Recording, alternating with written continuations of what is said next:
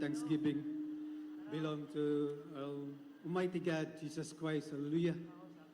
Double honor and respect to our parents in the Lord. Hallelujah. Remembering the golden teaching of our beloved Honorable Pastor with Estrada Almeida, to our Assistant Pastor Lina C. Almeida.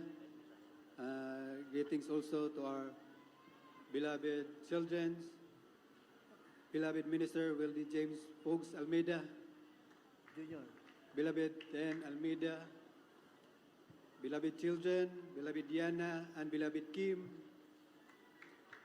beloved Wildy Paul and beloved Siren and Bibi Kai. Isang mapagpalang araw po sa ating lahat. At lalong-lalo natin itong pinakamamahal pa Jesus. Praise the Lord. Hallelujah. Hallelujah. Papasalamat ako sa ating pinakamamahal na Jesus na dumating kami dito sa Dako ng Cagayan ng maluwalhati kasama ng aking buong pamilya. Nagaling pa po kami ng Carmen, North Cotabato. Praise the Lord. Hallelujah. Pasalamat ako sa mahal na Jesus na isa.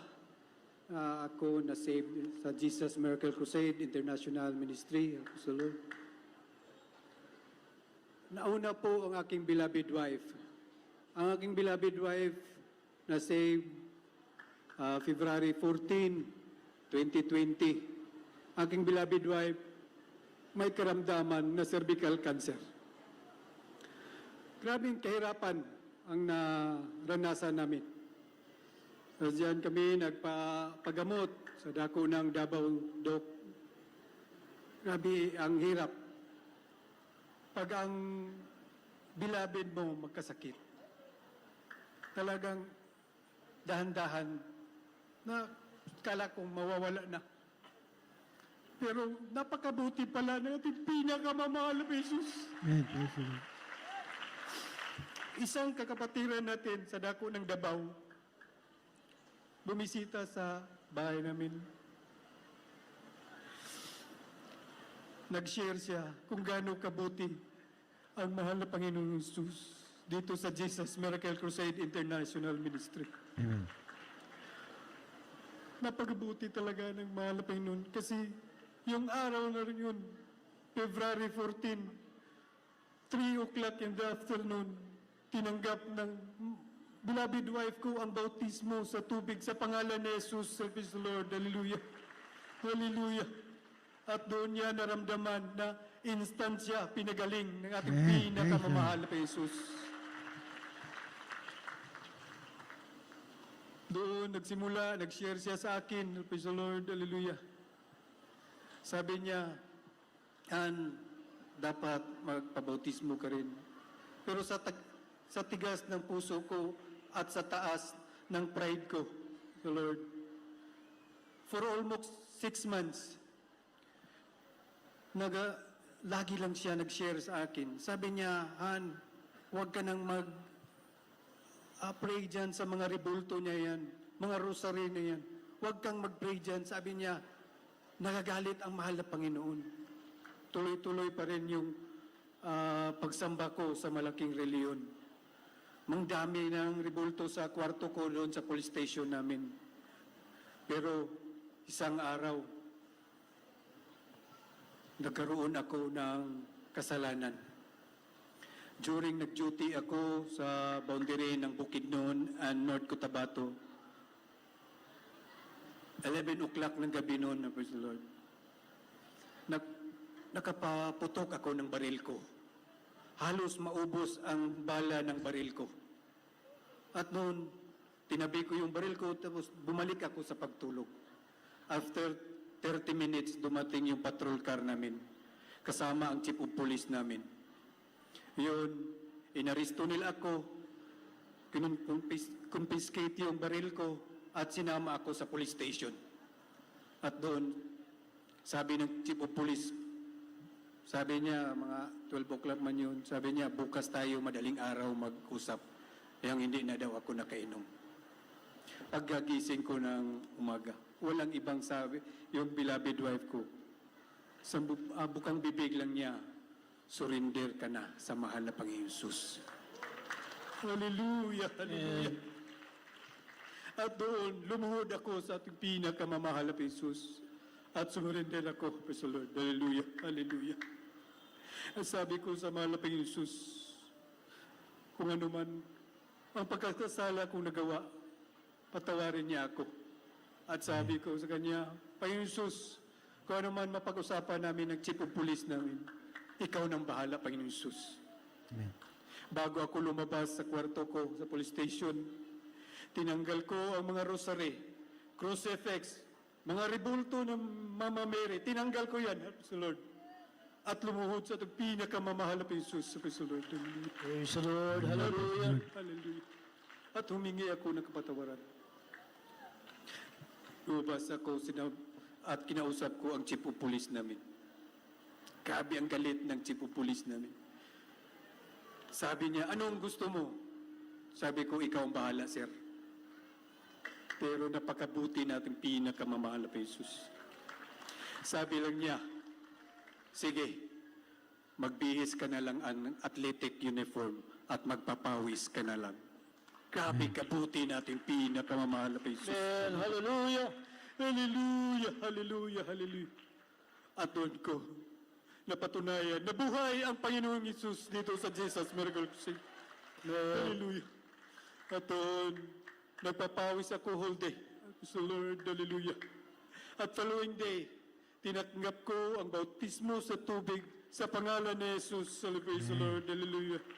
At doon ako nagsimula, hallelujah, nagsamba sa tunay na Diyos. Praise the Lord, hallelujah, hallelujah. Amen. Dito sa Jesus Miracle Crusade International Ministry. Praise the Lord.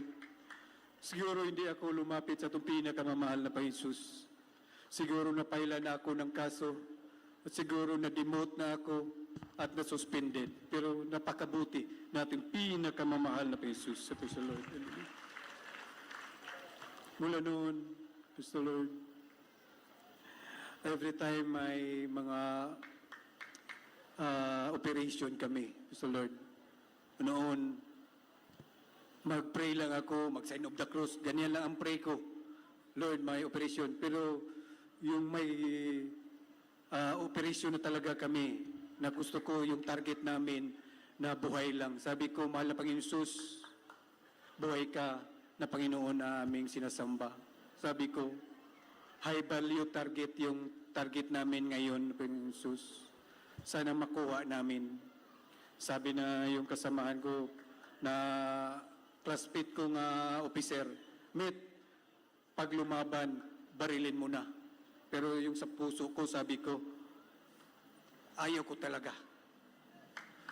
Diyan na kami sa area, Praise the Lord. Hallelujah. 4 o'clock in the morning, nag-rush up na kami sa bahay ng target namin. Habang tumatakbo kami sa bahay ng target namin, high value, killer, nagbibinta ng mga shabu, may mga baril. Habang tumatakbo kami, ang murmur ko naman sa bunganga ko, hallelujah, hallelujah, hallelujah, hanggang makarating sa pinto ng target namin. Nung sinipa ng PDEA at SWAT, talagang napagabuti ng Panginoong Isus. Sinurrender niya ang M410 niya, mga drugs niya, yung mga high power na kasama ng mga sa loob ng bahay, sinurrender niya ang lahat ng mga armas at buhay naming nakuha ang aming target. Sabi ko, grabe napakabuti na ating pinakamamahal na Jesus. Hallelujah, hallelujah. Hallelujah. Yung following week naman, nung doon pa ako sa dako ng Banisela na assign, talagang napakabuti ng ating pinakamamahal na Jesus. Mag-awit lang tayo habang nagmamaneho. Hallelujah. Awitin natin yung makalangit na awitin. Hallelujah. Hallelujah. Totoo mga minahal. Sa unang panalangin nating mahal na Pastor Will Estrada Almeida. Hallelujah. May isang bata na tumakbo sa gitna ng daan. Ang lakas ng takbo ng sasakyan na dinadriban ko. Almost 100. Hallelujah. Akala ko masagasaan. Hallelujah. Hallelujah. Nang tumakbo na siya, sumigaw lang ako ng hallelujah, hallelujah. Hallelujah. Yung batang tumakbo sa daan, na presya sa gitna mismo.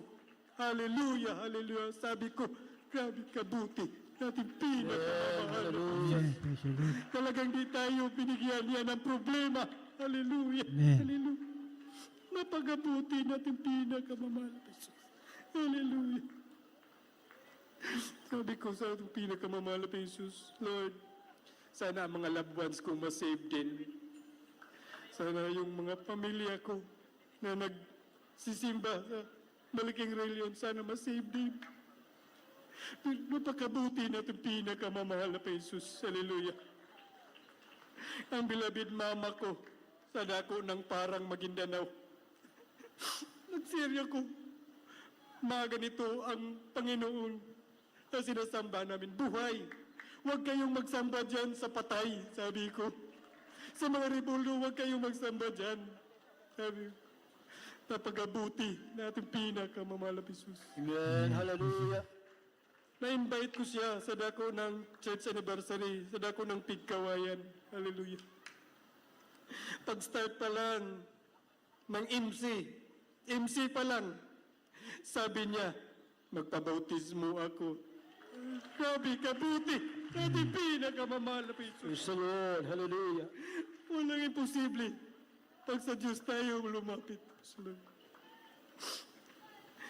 Yung kapatid ko naman, hallelujah. Hallelujah. May lubang karamdaman. Mahirapan na siya. Ginhawa. Mahirapan na siya. Sabi niya, baka prayer. Baka prayer, sabi niya. Tumawag na rin ako sa mga preacher. Tumawag na rin ako sa mga ordained preacher.